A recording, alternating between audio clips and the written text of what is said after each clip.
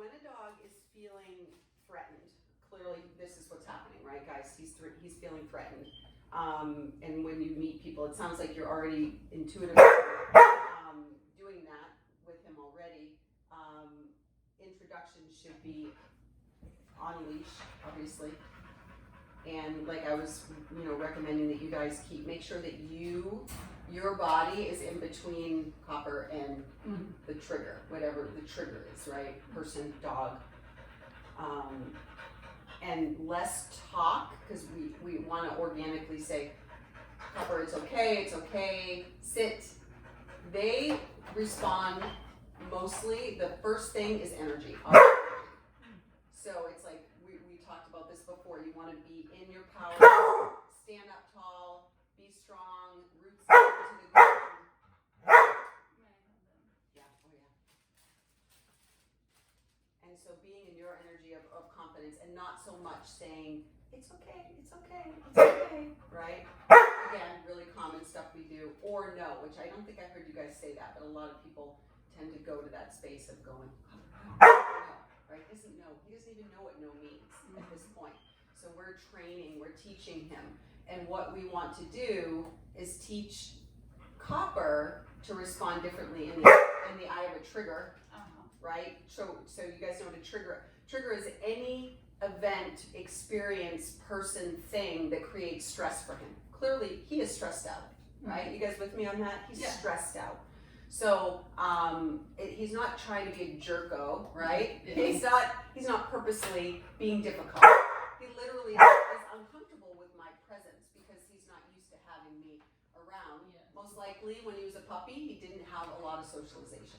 So he didn't get to meet lots of different people, right? Sizes and shapes and colors of people, and smells and all of those things. And that's what we, in the first 16 weeks of a dog's life, that we call that critical socialization period. And that's the period where they're ideally supposed to have lots of a variety of new experiences, sights, sounds, textures, meeting people and other dogs as well, but having a positive experience. So, we don't know. All we can do is what we can do now. So now we're working on desensitizing him to new things that make him stressed, right?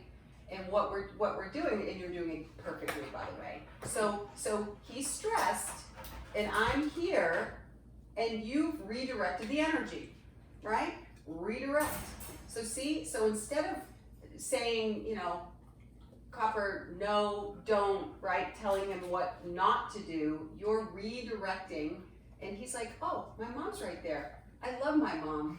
I feel safe with my mom. Oh, and she's feeding me apples. Look how happy I am. Look how happy. Oh, this is so great. And look at now it doesn't mean he's not going to bark at me again, but for a moment he forgot, right? That I was there. See?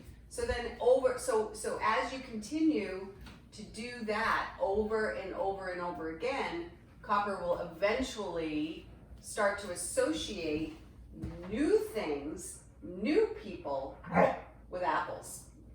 Or bacon. I don't know how long apples are going to last, and I would even break those in half. So if you guys can, just break it in half, yeah. Oh, make them smaller. Oh yeah, it's just tiny, because that's so much sugar for him.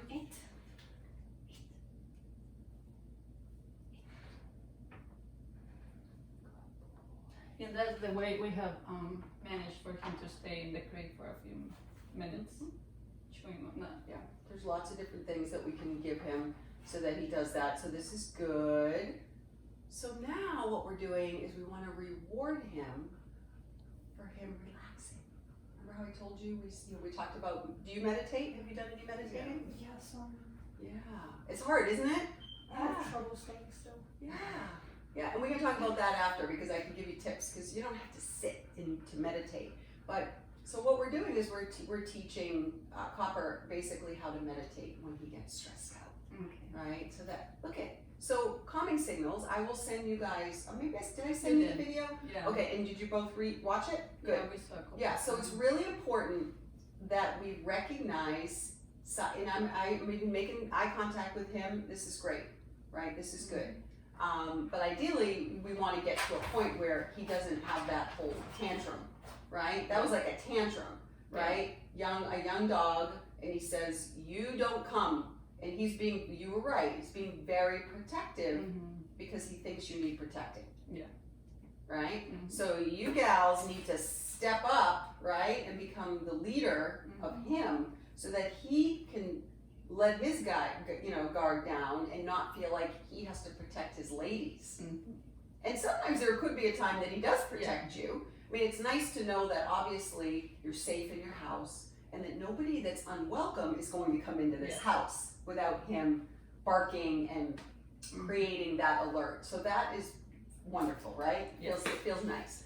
But when it's a safe person, when it's someone you're welcoming or inviting into your home, obviously you want him to be okay with it and trust that you have his back, right? So that's what this is all about, right?